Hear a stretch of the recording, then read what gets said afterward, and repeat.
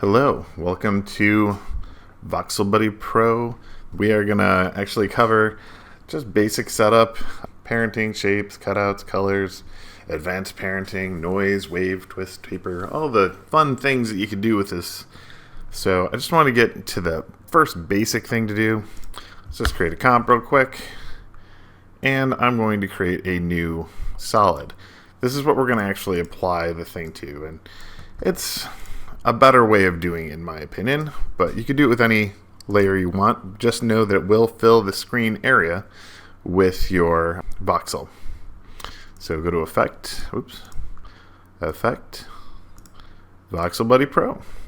And now we have our voxel area. This is the most basic version of the setup. You can work just from this, but I highly recommend doing Layer, New, Camera. And a one node camera is pretty good, so we'll just stick with that.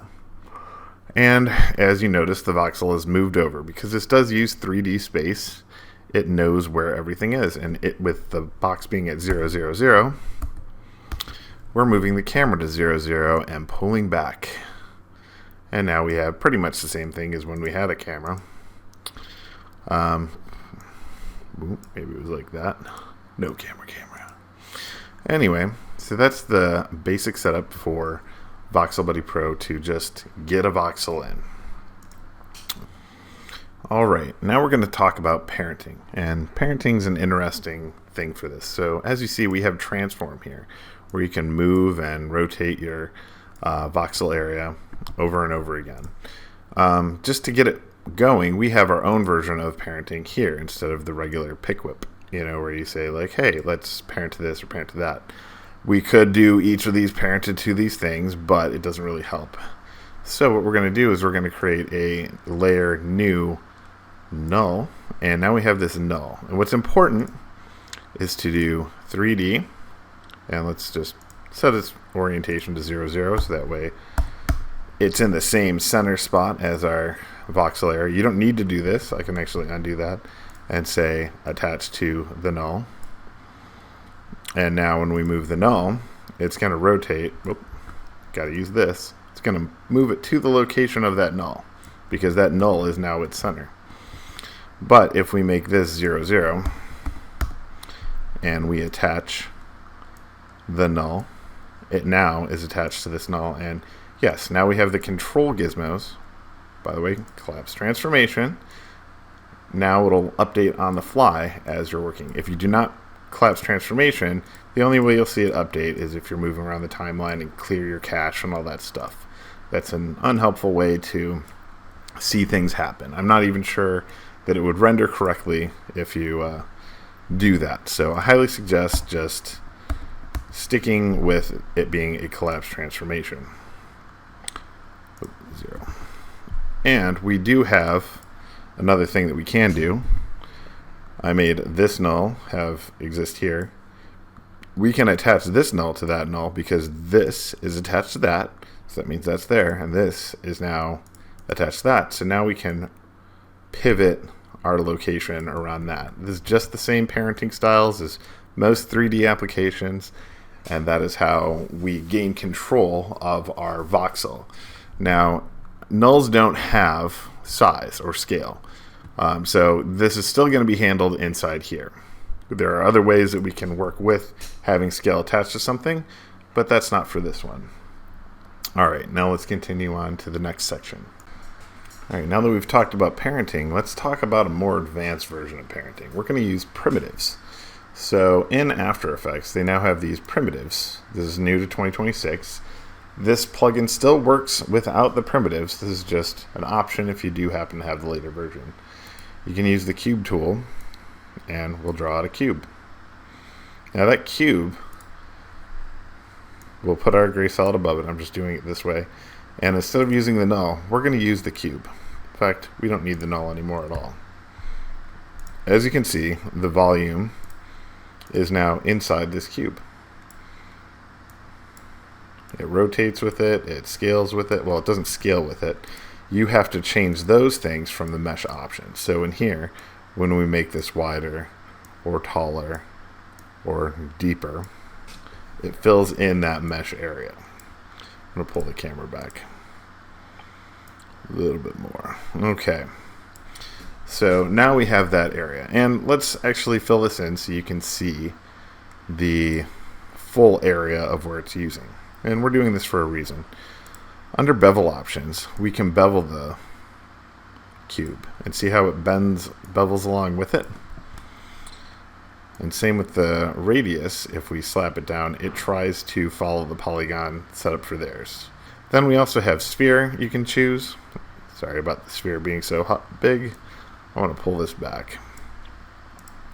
So the sphere also contains all the information from the mesh in there, and we can make it smaller, or if you go down to 0, it just fills the whole thing, so we don't really want to do that. Slice it, and when there's slices, ours is part of it. It was just a nice little feature. And it does not work with planes, although it pretends to. It has nothing to work from, because planes are flat and not anything else.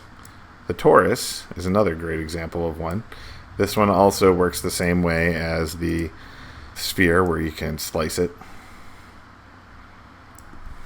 And another one we have is cone, and cone is interesting. This one is a lot harder to match up to Adobe's version of a cone. So when you go to the bevel options, it just gets a little, it breaks. It kind of breaks on this one. I will try to fix it as time goes on. That's where that's at. And cylinder also works pretty well. This is just as good as the cube, as far as those things go. Okay, so that kind of covers shape. Okay, now we're going to get to something really interesting here. You can do something called cutouts. This is what I think this tool will most likely be used for in most situations. So I'm just going to write hello. And I have this big, thick font for a reason. We have this other one that just says layer right under overscan. So if I choose this to be hello, now, as you can see, there is the word hello, but it's cut in the wrong direction. Let's put it on the Z. Now, if I hide the word hello that we have here, you can kind of see it. And under transformations, I can make this a little bit flatter. I'm just trying to flatten it for you. As you can see, it's also cut off. This is part of the reason why I added overscan, so you can get outside the bounds of what's there. 200% is pretty close to what the normal is.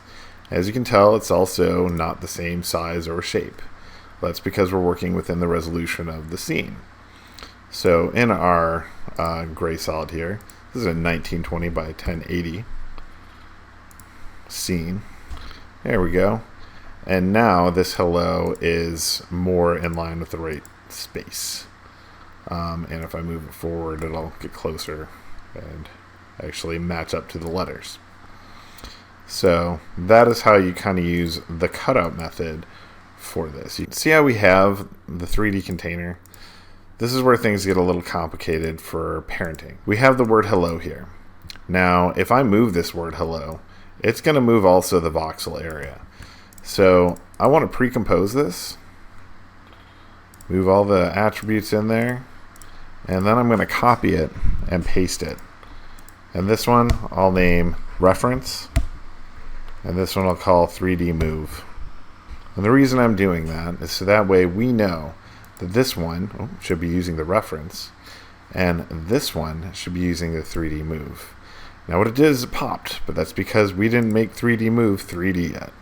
Now that it's 3D, it moved over to that area. And we're going to hide the reference one, and we're going to make the transform of this 200% size. So we're going to put this behind, and now we have the word hello. Because of the transformations in 3D move, we have to make this 3D. So now it's 3D. Now we go into here and collapse transformations, and now it lines up exactly. This is the most advanced version of making a parenting setup. And it's only because we're trying to use the actual video or thing to guide the layer. Because you can still do all the other parenting. You can parent cameras, you can parent nulls, you can parent to objects, you can make everything parent to each other in every single way, and it'll all work out. Now we're going to get into a section I like to call color and controls. So what we have here, beyond the layer and overskin and transform, which you should be now familiar with, is we actually have a fall off. Fall off is we have gradients, soft ends. They're just kind of different gradients that you would be able to see in a lot of situations. So see how it's diagonally coming from a corner? We can choose which angle that's going in. We can change a lot about the way that these versions go. So as you can see, soft ends, it's soft on this side and this side, but not the other. But if we change the direction of that, it's now on the Y instead of the X. Kind of makes it interesting. And those are kind of how the fall off works. It's good for like a smoke or a plume if you wanted to try to guide it in a way. It just gives you the axis direction and some options for doing this. So we also have step count because we're using ray marching. Counts the amount of steps that go in between this. And if we go real low, you can start seeing how many CR steps individually. See how it's kind of blocking? So I like to generally keep it a little high, but not too high, because maybe you want that smokiness. We can also increase the density so it gets thicker, as well as the brightness. They can get real bright like fire. We can also do a solid gas blend. See how it got real thick? And I can really see those lines. Push those in, push that density up. We got it a lot harder now. These are still voxels. They're just not as soft because we have some control over that. We also have shadow mix, which blends away dark, so if we had this set to black and we do this, it'll blend more into the background from what I understand. We also have our dense color and thin color. So our dense color can be whatever you want. It can be magenta. We can make this another fun color, and when we switch between this, we can guide which parts are the thick and thin based off of our fall off area, the density. This also changes back to gas because it just is easier to work with. So we can make things go into those colors. That being said, I generally like the previous orange and grays. And you're probably wondering, why would you like that? Well, you can make fires out of them, and I'm just going to leave it at that for right now. But we can still use the original color, because you saw the word hello is just white. Well, we can say, use the white color. We don't care about my density. You can slide it in a little if you want. You can transition it. But the word hello is going to be this way. So, layer style. And we have the stroke. There we go. So now the stroke is in there. It's on the outside. And those colors are going to transform in here. And I know you're thinking, you stopped the 3D. You're right. When I stop the 3D, it does this. But if we could pre-compose it again and hit OK, and then we turn this off of 3D, and this one is 3D, it now can maintain those reds back into the scene.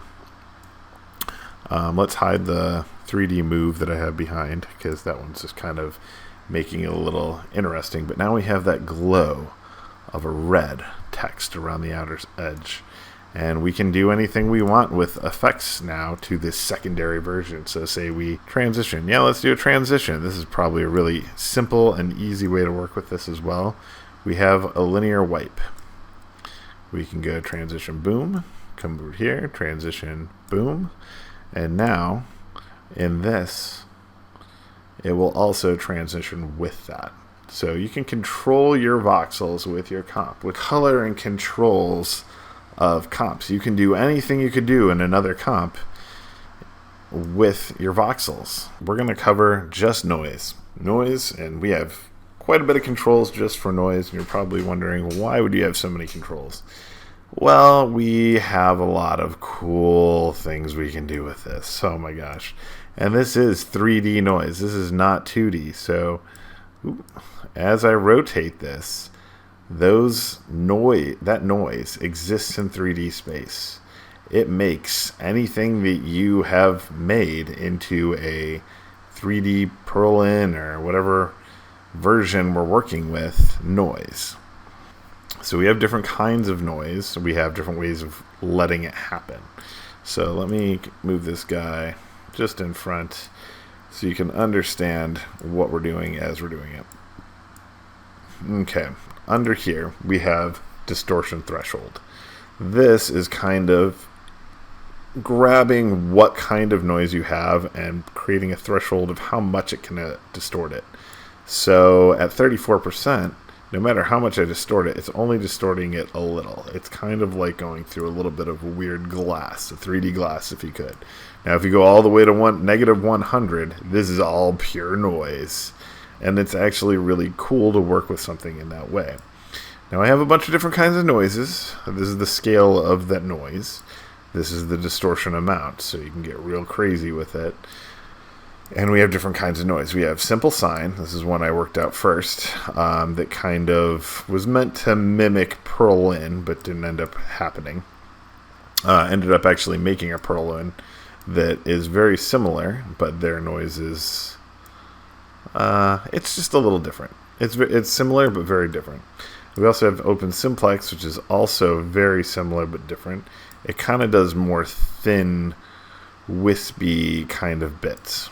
And then we also have whirly, which is, this is the cell structure kind of thing you would see that kind of creates like a beehive 3D, if I could explain it in that way. And depending on scale, this is actually a helpful thing to make clouds, even though it seems kind of strange. This is a chunk method. See, we can move this noise. So we go to simple sine, and I like move it upwards, and you can animate these things. This is how you can make like a cool smoke. This is how you can make fire. This is how you can make a lot of things that would take time to simulate, but this is instant. This is absolutely instant. All these things are running off of an OpenGL or Metal, depending on if you're a Mac or PC, and it gives you the strength to work in real time. We have a secondary distort. Sometimes you want lots of little detail on top of your other one. We want little detail on this. So we can add in a fuzzy that goes on top of your distort. And then you get this kind of thicker piece of double distortion happening. And you can fade between them. And like I said, these are always 3D. So like you can, to create some pretty abstract ideas, maybe something else. And as you can see, there's like steps. You're probably like, ugh, that looks gross. Well, there's some things you can do to fix that. We can also increase the overscan so it just goes way further than it should. We could flatten it out into other things. But under the density, we could increase the density and it gets thicker. On a step count or the density. And now look how thick that is. It still has steps, but it's thicker and something you can work with. Now, if you still don't like that and you're like, no, I want it to feel more like gas, well, go to your pre-comp. Take this thing, effect, and we go to blur, and we do a fast box blur. Now, if you blur this, doesn't really like the stroke, but whatever. Let's remove the stroke for the second. It gets softer. So let's new panel. Hang on, new split panel view. We go to the word hello, and as we soften this, you'll see this gets softer. It just works right along with it. So if your letters are hard, it's going to have a hard edge. If your letters are soft, it becomes a wispy, and that kind of helps deal with these kind of things. And yes, it will still transition away with it. So you can kind of transition into smoke. So that's kind of how you can control things using noise. I'm going to put this back down to 0. All right, now we're into our next section. Just below noise is our other favorite, wave. Wave is just a very simple thing. It's going to make a wave amount based off the direction of our thing. So think of it as kind of a one-directional noise. And it's we got the frequency, amplitude, and phase so that we can animate it. So you can go like, at this frame we want 1. Whoops. At this frame we want it to be at 0. Cute. And at this frame we want it to be at 1 because it's kind of a slow move. Yeah, so you can key any one of these. The amplitude is how hard it's pushing it, and if we make this 90, this is just the angle of the wave, so we can switch it around. We also have the wave can rotate its other direction. Again, these are all 3D things, so this is why it's kind of hard to visualize in every way. So we have it in this. Now, as you can see, the depth is pretty deep. What we're going to do is we're going to rotate this so it's waving on this platform now. We can change how deep the amplitude is. Yeah, that's pretty much it. We can rotate which way it's waving. And you can get these cool little psychedelic things where you can kind of see the word. This would make a really fun background. And like I said, you can increase the step count to make it thicker or any things. And notice this, just as I'm saying it. If you increase the density and it gets too hard, it's because you're hitting it too hard with how many steps it wants to do. The less steps, the better, and the more, it's just a balancing act of density and all those things. All right, the next one we're going to cover is twist. And I'm sure you're like, I get what twist is going to do. It's going to twist it. You are absolutely correct. We can twist it in many ways. So this is how you can help make yourself a tornado or something of that nature. We can make this. Leave it 90. This is fine. And also the twist amount is just how far it's twisting the word hello for us. And we do have a center location, so if you want it to be offset or, over in one corner as you rotate this guy so you can see how it's going to twist it. You have that control over where it is. 0. And just so you know, this is staying local to this. So when we move around this 3D object, it's not changing the pivot location of this because it's basically parented to the scene. So when you move this, it moves this. It does never move separately. You could parent it to a null and control it in a different way. One by one, but I would suggest just leaving it as is for most part because this works really well for me at least. All right, now that we've done that, we're going to go to taper, and taper is a fun one as well. We have a taper start and taper end, and what it does is imagine there's a dot here and a dot here. Depending on how much you squeeze these guys, it can help guide them into being large or thin based off of where it is. And we also have this guiding them. It's just really to help you guide. So like if you want to make a tornado with twist, you could taper the top and bottom and use this. So like in combination, it's pretty helpful. If I had a different scene going on, it would make more sense to do it with than the word hello. But we're just working with hello right now. We rotate the X location. This will change which way is up, which way is down. It's just kind of funneling things to one point or another. And that's what taper does. This is also local, so like when we move this down here or over to the side or whatever, when you move the scene or move this, it does not change with it. It doesn't stay in a spot that's global. It stays as a parented item to this object. And now we're going to move on to the next effect, which is pinch and inflate. So it's going to be in the center by default. So let's change the angle of this so you can see what's happening.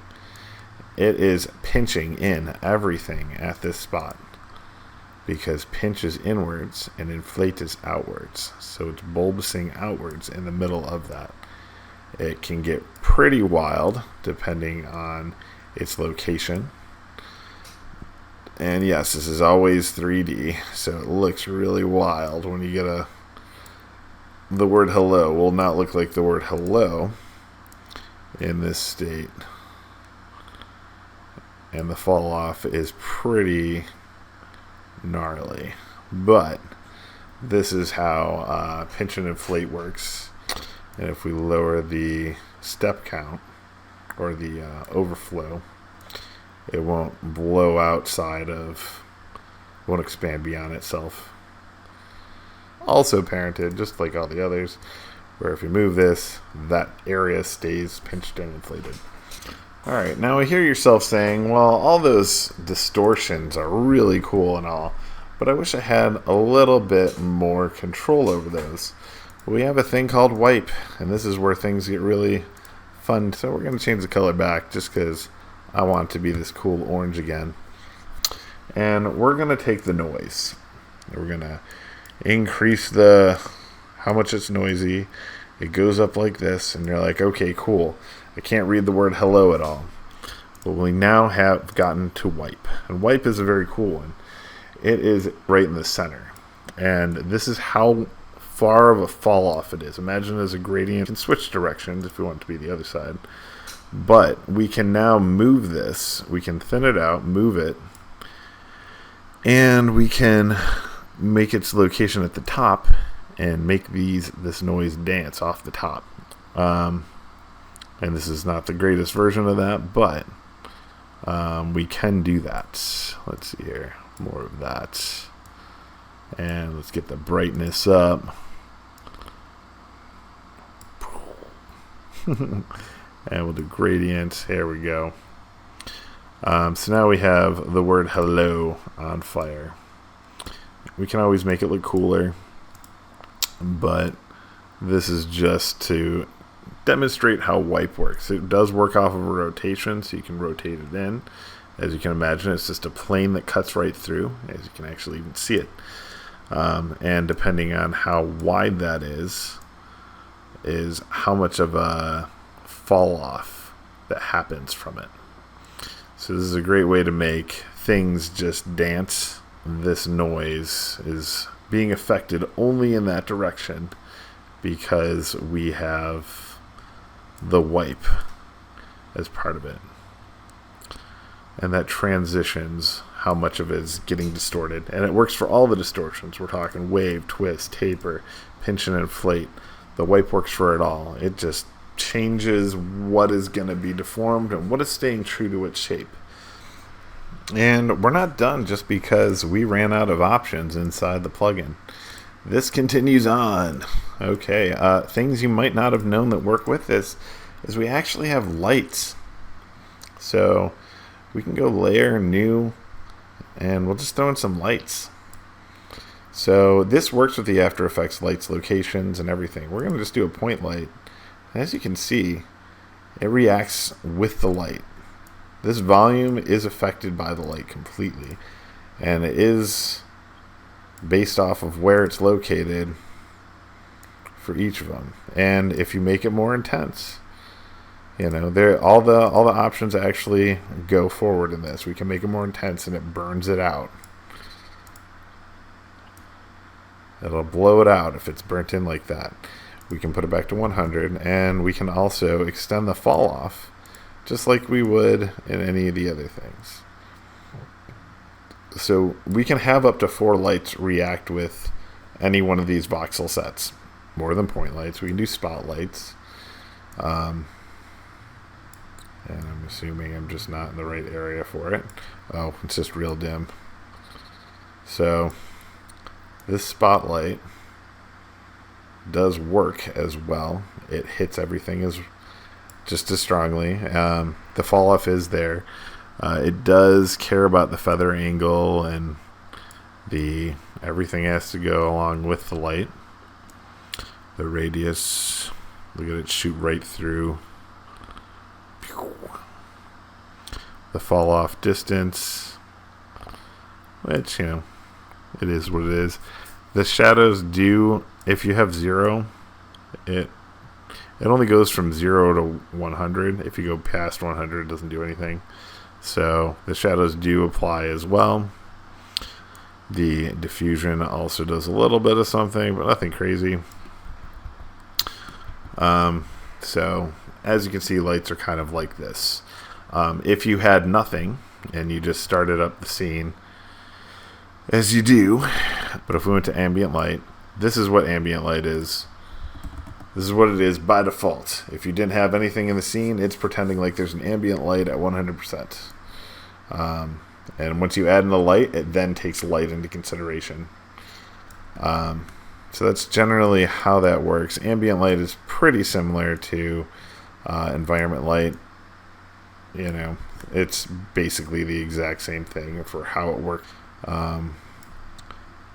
My favorite is point light because I just think it's the prettiest out of all of them because you can really see the fall off happen. And the volumes really speak to you when you do it. Now, there are lots of things we can do to like make this look prettier or work better together, but I just wanted to demonstrate how lights really work well with this. Alright, now I just want to get down to the last thing that we really haven't talked about.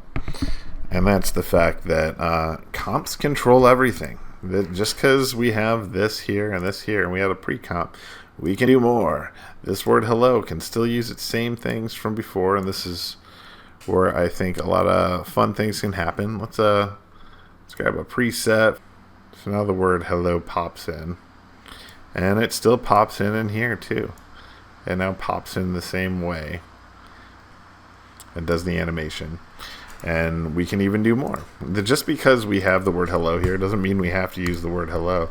Let's throw in something else. I'm just doing this because I think it's a really fun thing to do. Let's grab radio waves. Radio waves.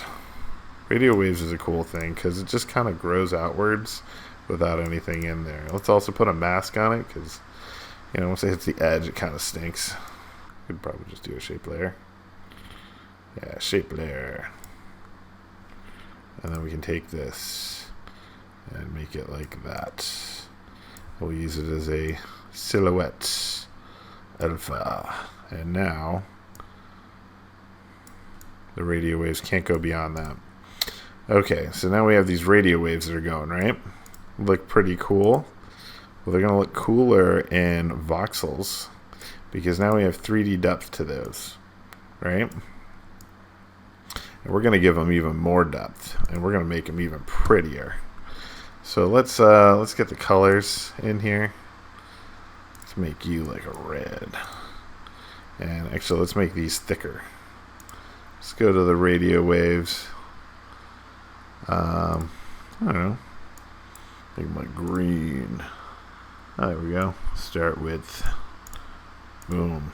So now we got these radio waves that are blooming out, right? And ours are kind of stopping at a certain point, and that's because our comp, our gray, only goes to 146, and we have a gradient. Now if we do that gradient on a different angle, say we did it on the Z, now when we rotate this thing, when I rotate the thing, we have this power-up kind of ring, like Dragon Ball-ish or something, you know? And we could place this on the ground and make it so... Why is that sliding weird? There we go. So now we have this. And to make it even cooler, I'm just kind of throwing some ideas out there to you. We can make it taller, transform. It doesn't have to be short. I've been making a lot of things short for no reason. It can be tall. We can make that thing taper. Let's taper this thing. Oh, let's change the angle. 90. Taper start. There we go. Maybe it's still a 90 on here too. No. And fall off.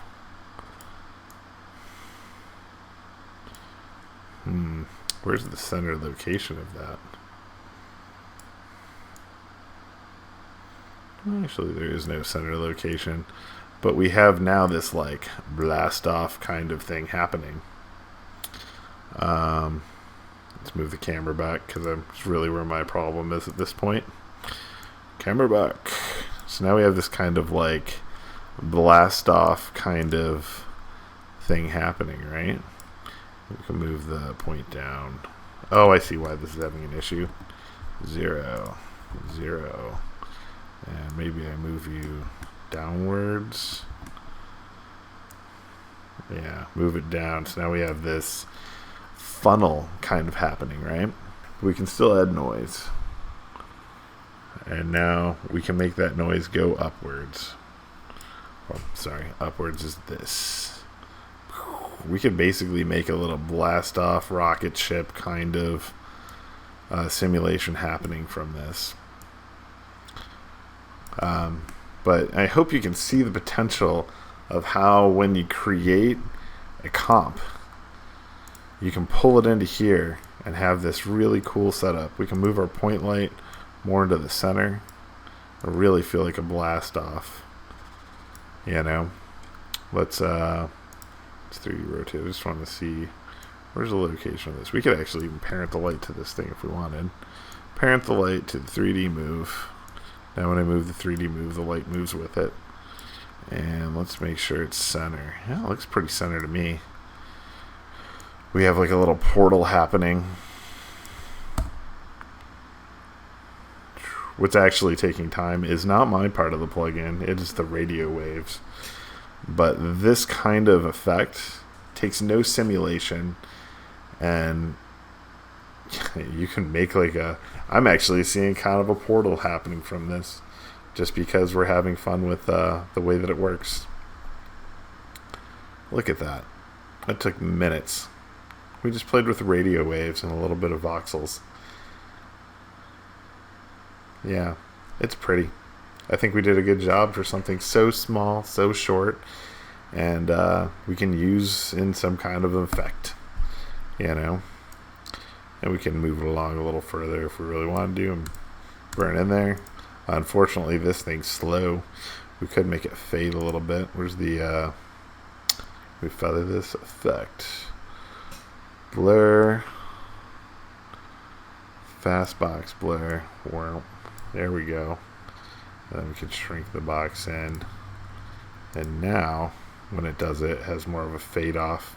This is the power of using your comps to control what's happening to the scene. And that's why I like to call this comp control. You can control all your voxels right inside your regular comps. With Voxel Buddy Pro, like, look at this. This is ridiculous. It took no time to build this. And, well, not no time. It went very quickly. It was very fast because of using OpenGL and 3D accelerating stuff using your graphics card.